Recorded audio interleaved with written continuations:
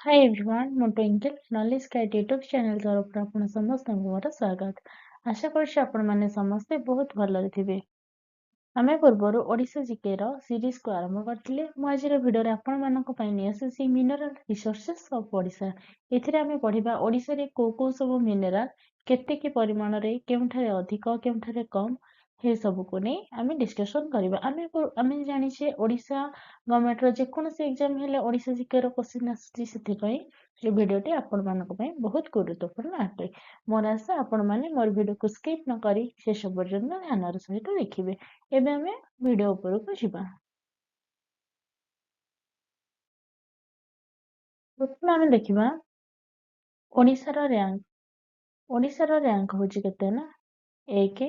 ଇଣ୍ଡିଆରେ ଓଡ଼ିଶାର ର୍ୟାଙ୍କ ହେଉଛି 1 ଆକର୍ଡିଂ ଟୁ 2021-2022 ଇକୋନୋମିକ୍ ସର୍ଭେ। 2021-22ରେ ଯୋଉ ଇକୋନୋମିକ୍ ସର୍ଭେ ହେଇଥିଲା ସେ ଅନୁଯାୟୀ ଓଡ଼ିଶାର ର୍ୟାଙ୍କ କେତେ ଥିଲା ନା 1 ଥିଲା। କେତେ ପରସେଣ୍ଟ ଆମର ପ୍ରଡକ୍ସନ କରୁଛି? 35.07% ପ୍ରଡକ୍ସନ କରୁଛି। ଆମେ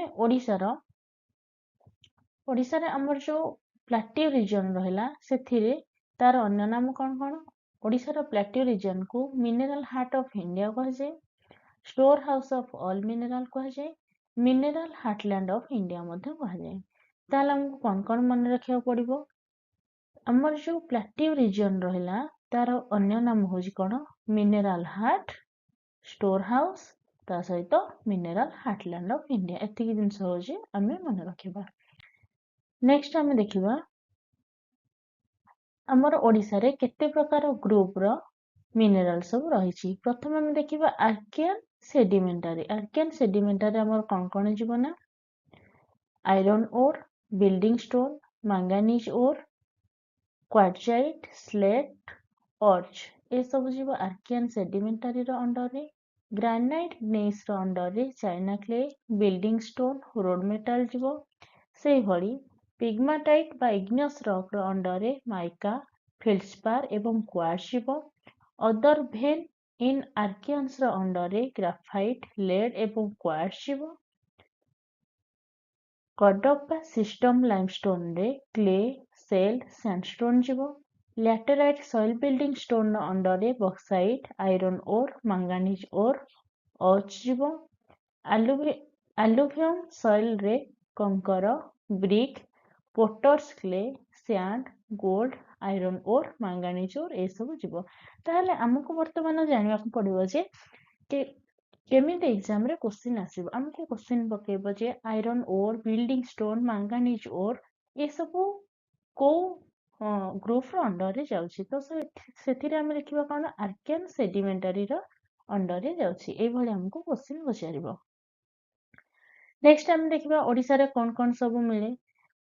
ଆମର ଜାଣିଛେ ମେଟାଲ ଗୋଟେ ଅଛି ଆଉ ଗୋଟେ ହଉଛି ନନ୍ ମେଟାଲ। ଓଡ଼ିଶାରେ ବୋଥ ମେଟାଲ ଏବଂ ନନ୍ ମେଟାଲ ମିଳେ। ମେଟାଲରେ ପୁଣି କଣ ଗୋଟେ ହଉଛି କଣ ଫେରସ୍ ମିନେରାଲ ଯୋଉଟାରେ କି ଆମର ଆଇରନ୍ ପ୍ରେଜେଣ୍ଟ, ଆଉ ଗୋଟେ ଅଛି ନନ୍ ଫେରସ୍ ମିନେରାଲ। ଫେରସ୍ ମିନେରାଲର ଅଣ୍ଡରରେ କଣ କଣ ଯିବ? ଆଇରନ୍, ମାଙ୍ଗାନିଜ, କ୍ରୋମାଇଟ୍, ନିକେଲ ଆଉ ମ୍ୟାଗ୍ନେଟାଇଟ୍। ସେଇଭଳି ନନ୍ ଫେରସ୍ ମିନେରାଲ କହିଲେ ଗୋଲ୍ଡ, ପ୍ଲାଟିନମ, ଟିନ୍ ଏସବୁକୁ ବୁଝାଇବ। ସେମିତି ଓଡ଼ିଶାରେ ନନ୍ ମେଟାଲ ମଧ୍ୟ ନନ୍ ମେଟାଲର ଉତ୍ପାଦନ ମଧ୍ୟ କରାଯାଉଛି। ଯେମିତି ଏକ୍ଜାମ୍ପଲ ମୁଁ କହିବି bauxite, coal, china clay, fire clay, graphite, limestone, dolomite, kyanite, sillimanite, pyrophyllite, mineral sand ଏସବୁ ହଉଛି ଗୋଟେ ଗୋଟେ ନନ୍ ମେଟାଲ। ଏଗୁଡାକର ମଧ୍ୟ ସବୁ ଓଡ଼ିଶାର ଖଣିମାନଙ୍କର ସବୁ ବାହାର କରାଯାଉଛି। ଦେଖିବା ଆଇରନ୍ ଓର୍ କଥା। ଆଇରନ୍ ଓର୍ ପ୍ରଥମେ କୋଉଠି ଡିସ୍କଭର ହେଇଥିଲା ନା ମୟୂରଭଞ୍ଜରେ। କାହା ଦ୍ୱାରା? P.N. ବୋଷ। ତାହେଲେ ଆଇରନକୁ କିଏ ଡିସ୍କଭର କରିଥିଲେ? P.N. ବୋଷ। କେବେ? 1904ରେ। ଆଇରନ୍ ଓର୍ କୋଉଠି ଦେଖିବାକୁ ମିଳେ? Odisha Jharkhand iron ore belt, ଯୋଉଟା କୋଉଠୁ କୋଉ ପର୍ଯ୍ୟନ୍ତର ବିସ୍ତୃତ ନା ବିସ୍ତୃତ ହଉଛି ଗୋରୁ ମହିଷାଣୀ ଠାରୁ ଗୋରୁ ମହିଷାଣୀ ମୟୂରଭଞ୍ଜରୁ କେଉଁଝର ପର୍ଯ୍ୟନ୍ତ, Sundargarh district of Odisha and Singhbhum district of Jharkhand. ତାହେଲେ ଆଇରନ୍ ଓର୍ ର ଲୋକେସନ ଏସବୁ ଗୁଡ଼ିକ ଦେଇଛି। ମୟୂରଭଞ୍ଜ ଠାରୁ କେଉଁଝର ପର୍ଯ୍ୟନ୍ତ, ତା ସହିତ ସୁନ୍ଦରଗଡ଼ ଡିଷ୍ଟ୍ରିକ୍ଟ, ତା ସହିତ ସିଂହଭୂମି ଡିଷ୍ଟ୍ରିକ୍ଟ ଯୋଉ ହେଲା ଝାଡଖଣ୍ଡ, ଏଇ ସବୁ ସ୍ଥାନ ମାନଙ୍କରେ ଆମର ଆଇରନ୍ ଓର୍ ଦେଖାଯାଏ। ନେକ୍ସଟ ଅଛି ଆଇରନ୍ ଓର୍ କୋଉଠି ଦେଖାଯାଏ, ଆମେ ମନେ ରଖିବା ଏସବୁ। ସୁନ୍ଦରଗଡ଼ର ବଣାଇ, କେମିତି ମନେ ରଖିବା, ପରୀକ୍ଷାରୁ କ୍ୱେଶ୍ଚିନ୍ ଆସିବ। ସୁନ୍ଦରଗଡ଼ର କେଉଁଠାରେ ଆମର ଆଇରନ୍ ଦେଖିବାକୁ ମିଳେ, ତ ବଣାଇ ହବ। ସେଭଳି କେଉଁଝର ଡିଷ୍ଟ୍ରିକ୍ଟର କେଉଁଠାରେ, କେଉଁଝର ଡିଷ୍ଟ୍ରିକ୍ଟରେ ଦେଖାଯିବ। ବରଗଡ଼ର କେଉଁଠାରେ ନା ଗନ୍ଧମାର୍ଦ୍ଦନ ଠାରେ ଦେଖାଯିବ। ଏବଂ ଯାଜପୁରର ଟୋମ୍କା ଦଇତାରୀରେ ଦେଖାଯିବ। ମୟୂରଭଞ୍ଜର ଗୋରୁ ମହିଷଣୀ ଏବଂ ବାଦାମ ପାହାଡ଼ ଯୋଉ ରହିଲା, ମୟୂରଭଞ୍ଜର ଗୋରୁ ମହିଷଣୀ ଏବଂ ବାଦାମ ପାହାଡ଼, ନବରଙ୍ଗପୁରର ହୀରାକୁଦ ଠାରେ ଦେଖାଯାଏ। ତାହେଲେ ଆମେ ଆଉଥରେ ରିଭାଇଜ କରିଦବା। ସୁନ୍ଦରଗଡ଼ର କେଉଁଠି, ବଣାଇ, କେଉଁଝର ଡିଷ୍ଟ୍ରିକ୍ଟ, ତା ସହିତ ବରଗଡ଼ର ଗନ୍ଧମାର୍ଦ୍ଦନ, ଯାଜପୁରର ଟୋମ୍କା ଦଇତାରୀ, ମୟୂରଭଞ୍ଜର ଗୋରୁ ମହିଷଣୀ ବାଦାମ ପାହାଡ଼ ଏବଂ ନବରଙ୍ଗପୁରର ହୀରାକୁଦ ଠାରେ ଦେଖିବାକୁ ମିଳିଥାଏ। ନେକ୍ସଟ ଅଛି ଆମର ମାଙ୍ଗାନିଜ ଓର୍ କଥା। ମାଙ୍ଗାନିଜ ଆମର କେଉଁଝର ଡିଷ୍ଟ୍ରିକ୍ଟର ବଣାଇ ଠାରେ ଦେଖାଯାଇଥାଏ, ଯିଏକି 90% ମାଙ୍ଗାନିଜ ଆମର ରିଜର୍ଭ କରିକି ରଖିଛି ଓଡ଼ିଶାର। ତାହା 500 ସ୍କୋୟାର କିଲୋମିଟର ପର୍ଯ୍ୟନ୍ତ ବିସ୍ତୃତ ହୋଇକି ଅଛି। ଆଉ କୋଉଠି କୋଉଠି ଦେଖିବାକୁ ମିଳେ ନା, ବଡ଼ବିଲ ଇନ୍ ନର୍ଥ, ମାନେ ଏଇ ଯୋଉ ବଣାଇ ରହିଲା, ବଣାଇର ଉତ୍ତରରେ ରହିଛି ବଡ଼ବିଲ, ସାଉଥରେ ରହିଛି ଭୁବନ ଏବଂ ସାଉଥ ୱେଷ୍ଟରେ ରହିଛି ଭୁଟୁଡ଼ା। ଆଉ କୋଉଠି ଦେଖିବାକୁ ମିଳେ, ସାଉଥ ଓଡ଼ିଶା और କୋରାପୁଟ, କଳାହାଣ୍ଡି, ବଲାଙ୍ଗୀର। ସାଉଥ ଓଡ଼ିଶା ରିଜନ କହିଲେ ଚଳିବ और କୋରାପୁଟ, କଳାହାଣ୍ଡି, ବଲାଙ୍ଗୀର କହିଲେ ବି ଚଳିବ। କୋଉ ପ୍ରକାରର ମାଙ୍ଗାନିଜ ଏଠାରେ ରିଜର୍ଭ ହେଇକି ଅଛି ନା, ଫେରୁଜିନସ୍ ମାଙ୍ଗାନିଜ ଆଣ୍ଡ ଓର୍। ଫେରୁଜିନସ୍ ମାଙ୍ଗାନିଜ କୋଉଠି ଦେଖିବାକୁ ମିଳେ, ସାଉଥ ଓଡ଼ିଶାରେ, ଯୋଉଟା କି ଆମର ବିଶାଖାପାଟଣା ଷ୍ଟିଲ ପ୍ଲାଣ୍ଟକୁ ସପ୍ଲାଇ କରାଯାଉଛି। ଏଟା 4 ଗ୍ରେଡର ମାଙ୍ଗାନିଜ ଦେଖିବାକୁ ମିଳେ, କାରଣ ଏଠାରେ କ୍ୱାର୍ଟଜ ଅଧିକ ପରିମାଣରେ ପ୍ରେଜେଣ୍ଟ ଅଛି। ଏବେ ବୁଝିଗଲା। ନେକ୍ସଟ ଆମେ ଦେଖିବା ଆଉ କୋଉଠି ଦେଖିବାକୁ ମିଳେ ନା, ଗଙ୍ଗପୁର ଏରିଆ, ଯୋଉଠାରେ ଆମର ଗଣ୍ଡିଟିକ ରକ୍ ସବୁ ଦେଖିବାକୁ ମିଳେ। Kesinga in Koraput, Nishikal in Kalahandi. ଏଇ ଯୋଉଟା ଦେଇଛି ଆମର ଗଣ୍ଡିଟିକ ରକ୍ସ, ଏଟା ହଉଛି ଗୋଟେ ରୂପା, ତାର ଗୋଟେ ରୂପ ମାଙ୍ଗାନିଜର। କୋଉଠି କୋଉଠି ଦେଖିବାକୁ ମିଳେ, Kesinga in Koraput, Nishikal in Kalahandi, Champasar in Balangir, ତା ସହିତ ଆମସଦିଗି ଆଣ୍ଡ ଗୋରିଆଜୋର ଇନ୍ ସୁନ୍ଦରଗଡ଼। ଏଇସବୁ ଜିଲ୍ଲା ମାନଙ୍କର ଆମର କଣ, ଗଣ୍ଡିଟିକ ରକ୍ ଦେଖିବାକୁ ମିଳେ। ଏଇଟା ଆମର କାହାର ଏରିଆରେ ରିଜନରେ ଯାଉଛି, ଗଙ୍ଗପୁର ଏରିଆର ରିଜନରେ ଯାଉଛି। ଯେମିତି ଆମେ ପଢିଲେ ଆଇରନ୍ କଥା ପଢିଲେ, ଏବେ ଆମେ ପଢିବା କ୍ରୋମାଇଟ୍ କଥା। କ୍ରୋମାଇଟ୍ର ବ୍ୟବହାର କଣ ଆମର ରହିଛି, ଇଣ୍ଡଷ୍ଟ୍ରିଆଲ କମ୍ପ୍ଲେକ୍ସରେ ବ୍ୟବହାର ହୁଏ। ଷ୍ଟିଲ୍ ଏବଂ ସ୍ପେସିଆଲ ଆଲଏଜ୍ ପାଇଁ ମଧ୍ୟ କ୍ରୋମାଇଟ୍ର ବ୍ୟବହାର ରହିଛି। କୋଉ କୋଉ କଣ୍ଟ୍ରିକୁ ଆମର କ୍ରୋମାଇଟ୍ ରପ୍ତାନି କରାଯାଏ, ୟୁଏସଏ ଏବଂ ଜାପାନକୁ। କ୍ରୋମାଇଟ୍ ଅଧିକ ପରିମାଣରେ କୋଉଠି ମିଳେ ନା, ଯାଜପୁର ସୁକିନ୍ଦା ଏରିଆରେ ମିଳିଥାଏ। କେଉଁଝରର ବଉଳା ନୂଆସାହି ଅଲ୍ଟ୍ରାମ୍ୟାଫିକ ଫିଲ୍ଡ, ଏଟାକୁ ମନେ ରଖିବା। କେଉଁଝରର କଣ, ବଉଳା ନୂଆସାହି ଅଲ୍ଟ୍ରାମ୍ୟାଫିକ ଫିଲ୍ଡ, ଯୋଉଠାରେ ଆମର କ୍ରୋମାଇଟ୍ ଦେଖିବାକୁ ମିଳେ। 98% ଅଫ୍ ଇଣ୍ଡିଆ, ଯୋଉ କେଉଁଝରର ବଉଳା ନୂଆସାହି ଅଲ୍ଟ୍ରାମ୍ୟାଫିକ ଫିଲ୍ଡ ରହିଲା, ସେ ଭାରତର 98% କ୍ରୋମାଇଟ୍ ଯୋଗାଉଛି। ଆମର ଢେଙ୍କାନାଳର ମଧ୍ୟ କଟପାଲ ଠାରେ 0.3 ସ୍କୋୟାର କିଲୋମିଟରର ରହିଛି ଏରିଆ, ଯୋଉଥିରେ କି କ୍ରୋମାଇଟ୍ ମିଳିପାରୁଛି। କ୍ରୋମାଇଟ୍ ପରେ ଆମର ଆସିଲା ନିକେଲ ଓର୍। ନିକେଲ କଣ ପାଇଁ ବ୍ୟବହାର କରାଯାଏ ନା, କରୋଜନ ରେଜିଷ୍ଟାନ୍ସ ରୂପରେ ନିକେଲକୁ ବ୍ୟବହାର କରାଯାଇଥାଏ। ତା ସହିତ ଆଲୟର ମ୍ୟାନୁଫ୍ୟାକ୍ଚରିଂ, ସୁପର ଆଲୟ, ନନଫେରସ୍ ଆଲୟ, ଏସବୁ କ୍ଷେତ୍ରରେ ଆମର ନିକେଲକୁ ବ୍ୟବହାର କରାଯାଏ। Steel, chemical, aerospace, food industries, ଏସବୁ ତାର ମଧ୍ୟ ବ୍ୟବହାର ରହିଛି। ନିକେଲ ହଉଛି କଣ, ଆମର ଗୋଟେ କରୋଜନ ରେଜିଷ୍ଟାଣ୍ଟ ମେଟାଲ। କୋଉଟା କୋଉଟା ଆମର ଦେଖିବାକୁ ମିଳେ, ନିକେଲଟା ସୁକିନ୍ଦା ଭ୍ୟାଲି, କଂସା ସେକ୍ଟର, ଶିମିଳିପାଲ ଅଲ୍ଟ୍ରାମ୍ୟାଫିକ, ଯୋଉଟା ଆମର ଯାଜପୁରରେ ରହିଛି, ତା ସହିତ ମୟୂରଭଞ୍ଜ ଡିଷ୍ଟ୍ରିକ୍ଟରେ ଆମର ନିକେଲ ଓର୍ ଦେଖିବାକୁ ମିଳିଥାଏ। ନେକ୍ସଟ ଅଛି ଆମର ମ୍ୟାଗ୍ନେଟାଇଟ୍। ମ୍ୟାଗ୍ନେଟାଇଟ୍ ହଉଛି ଆମର ଭେନାଡିଫେରସ୍ ଏବଂ ଟାଇଟାନିଫେରସ୍ ରୂପରେ ଦେଖିବାକୁ ମିଳେ। ତାହେଲେ ମ୍ୟାଗ୍ନେଟାଇଟ୍ଟା କାହାର ରୂପ କଣ, ଭ୍ୟାନାଡିଫେରସ୍ ଏବଂ ଟାଇଟାନିଫେରସ୍ ରୂପରେ ଦେଖିବାକୁ ମିଳେ। କୋଉଠି ଦେଖାଯାଏ ନା ବିଶୋଇ ରାଇରଙ୍ଗପୁର ବେଲ୍ଟ, ଯାହାର ଅଣ୍ଡରରେ ଗୋଟେ ହଉଛି ଆମର ବିଶୋଇ ରାଇରଙ୍ଗପୁର ବେଲ୍ଟ, ଯାହାର ଅଣ୍ଡରରେ ଆମର ଯାଉଛି କଣ କୁମାରଟୁବି, ବେଟକାଟେନ, ଆମଡାବେଡେ, ଗାଜରି, କୁଞ୍ଜକୋଚ, ଭାଙ୍ଗ ପାହାଡ ଏବଂ ହାତୀଚା ଡିପୋଜିଟ୍ସ, ଏସବୁ ଏରିଆ କଣ ଆମର ବିଶୋଇ ରାଇରଙ୍ଗପୁର ବେଲ୍ଟରେ ଯାଉଛି। ଆମକୁ କେବଳ ମନେ ରଖିବାକୁ ପଡିବ ଯେ ବିଶୋଇ ରାଇରଙ୍ଗପୁର ବେଲ୍ଟ ଯୋଉ ରହିଲା ସେଇଠି ଆମର ମ୍ୟାଗ୍ନେଟାଇଟ ଦେଖିବାକୁ ମିଳେ। ତାହେଲେ ଏଇଟା ହଉଛି ଆମର କେବଳ ମେନ୍ ପଏଣ୍ଟ, କଣ ବିଶୋଇ ରାଇରଙ୍ଗପୁର ବେଲ୍ଟ, ଯୋଉଠି ଆମର ଦେଖିବାକୁ ମିଳୁଛି କଣ ମ୍ୟାଗ୍ନେଟାଇଟ। ବିଶୋଇ ରାଇରଙ୍ଗପୁର ବେଲ୍ଟ ଇଟ୍ ଇନକ୍ଲୁଡ୍ସ କଣ କଣ ମୟୂରବେକ, କେସେମ, ଶିଆଲନୋଇ, ଆସାନବାଣୀ, ବାରିଆଦିନି ଆଣ୍ଡ କୁଣ୍ଡାବରୀ ଡିପୋଜିଟ୍ସ, ଏସବୁ ହଉଛି ଗୋଟେ ଗୋଟେ ତାର ଏରିଆ।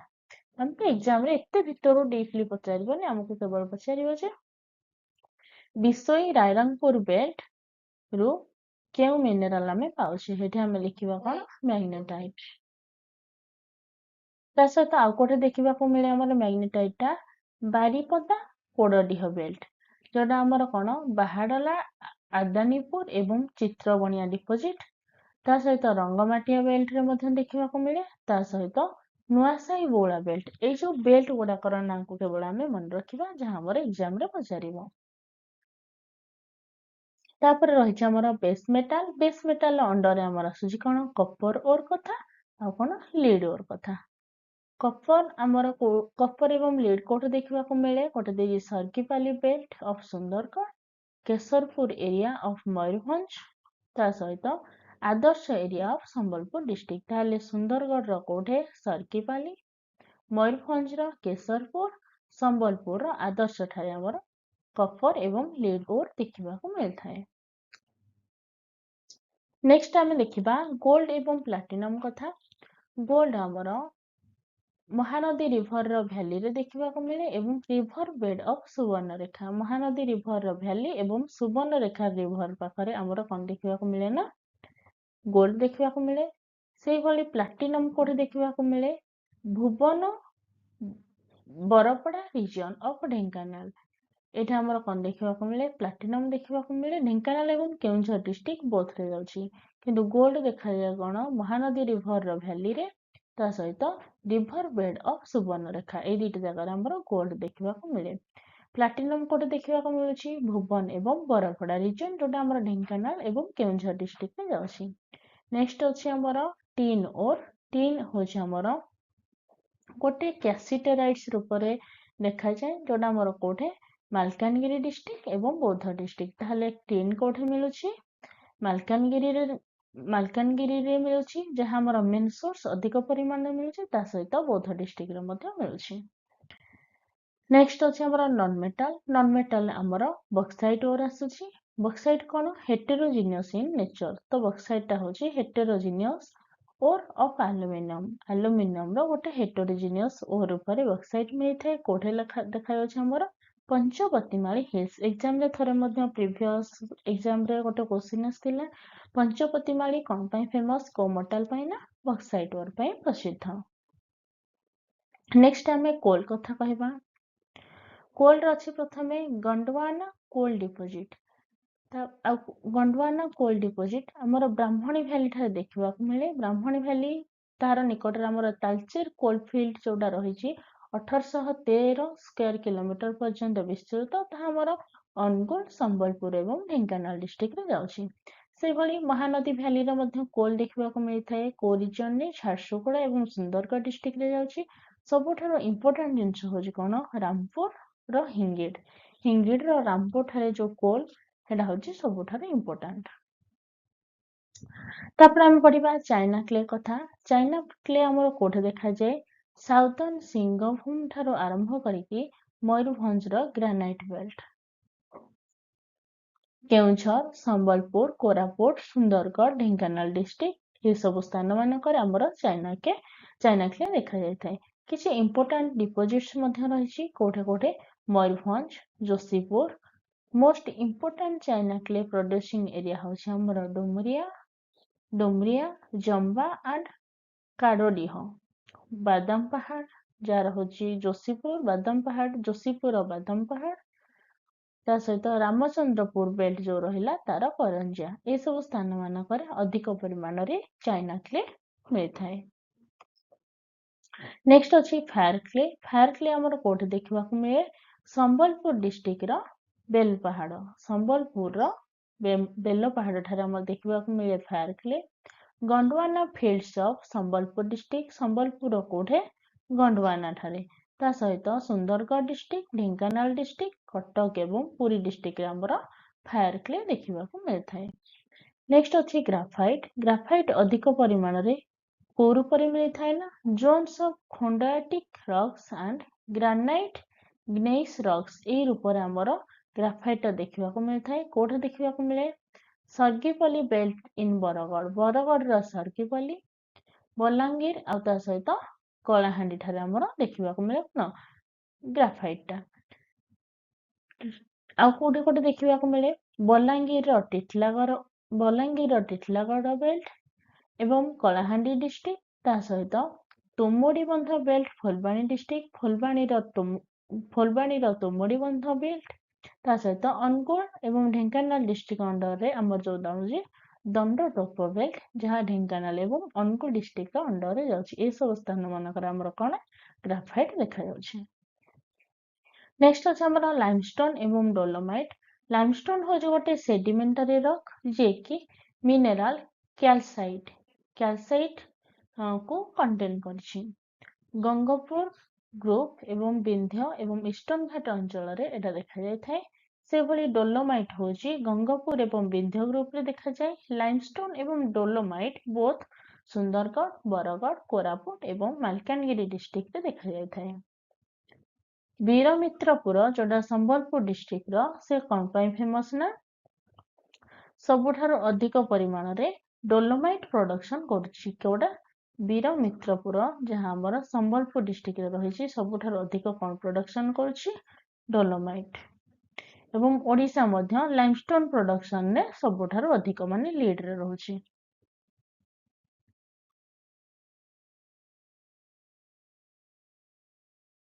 ତାପରେ ଅଛି ଆମର କିଆନାଇଟ ଆଣ୍ଡ ସିଲିମାନାଇଟ, ଯୋଉଟା ହଉଛି ଗୋଟେ ଆନହାଇଡ୍ରସ୍ ଆଲୁମିନିୟମ ସିଲିକେଟ ମିନେରାଲ। ତାହେଲେ କିଆନାଇଟଟା କଣ? ଆନହାଇଡ୍ରସ୍ ଆଲୁମିନିୟମ ସିଲିକେଟ ମିନେରାଲ। କିଆନାଇଟ ସବୁଠୁ ଅଧିକ ପରିମାଣରେ କୋଉଠି ଦେଖାଯାଏ ନା ମୟୂରଭଞ୍ଜ ଡିଷ୍ଟ୍ରିକ୍ଟରେ ଦେଖିବାକୁ ମିଳିଥାଏ। ତାହେଲେ କିଆନାଇଟ ଉତ୍ପାଦନରେ ସର୍ବପ୍ରଥମ କିଏ?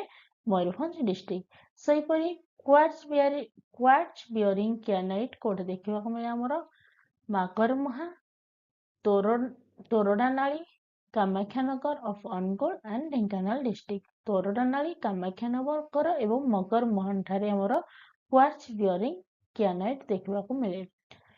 ସେହିଭଳି ସିଲିମାନାଇଟର ମେନ୍ ପ୍ରଡକ୍ସନ କୋଉଠି? ଗଞ୍ଜାମ ଡିଷ୍ଟ୍ରିକ୍ଟ। ତାହେଲେ ଗଞ୍ଜାମ ଡିଷ୍ଟ୍ରିକ୍ଟ ଠାରେ ଅଧିକ ପରିମାଣରେ କଣ ଦେଖିବାକୁ ମିଳେ?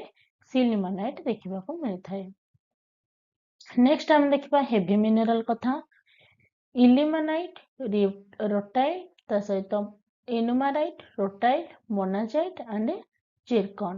Beach sand mineral found in the coast extending from Rushikulya to Gopalpur.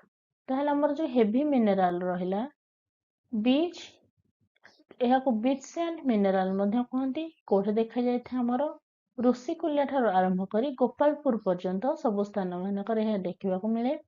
ପ୍ରିସିୟସ୍ mineral ଆମେ ଡାଇମଣ୍ଡ, ଜେମଷ୍ଟୋନ, ଗୋଲ୍ଡ କଥା ପଢିବା। ଡାଇମଣ୍ଡ କୋଉଠି ଆମର ଦେଖାଯାଏ? ହୀରାକୁଦର ରିଭର ଆଇସଲ୍ୟାଣ୍ଡ, ଯାହା ଆମର ସମ୍ବଲପୁର ଡିଷ୍ଟ୍ରିକ୍ଟରେ ଯାଉଛି। ସେହିଭଳି gemstone granite belt of eastern ଘାଟର ଗ୍ରାନାଇଟ ବେଲ୍ଟ ଦେଖିବାକୁ ମିଳେ। ଆଉ କିଛି ପ୍ରିସିୟସ୍ ମେଟାଲ ରହିଛି ଯୋଉଗୁଡାକ ଆମର ଦେବଗଡ଼, ପାଲହଡା, ମହେନ୍ଦ୍ରଗିରି ରକ୍ ଗ୍ରୁପ ଏବଂ ଦେବଗଡ଼, ଯାହା ଆମର ଦେବଗଡ଼ ଡିଷ୍ଟ୍ରିକ୍ଟର ଦେବଗଡ଼, ପାଲହଡା, ମହାଗିରି ରକ୍ ଗ୍ରୁପ। ଏଇଟା ହଉଛି ଗୋଟେ ନାଁ। ତାହେଲେ ଦେବଗଡ଼ର କୋଉଠି ଦେଖିବାକୁ ମିଳେ?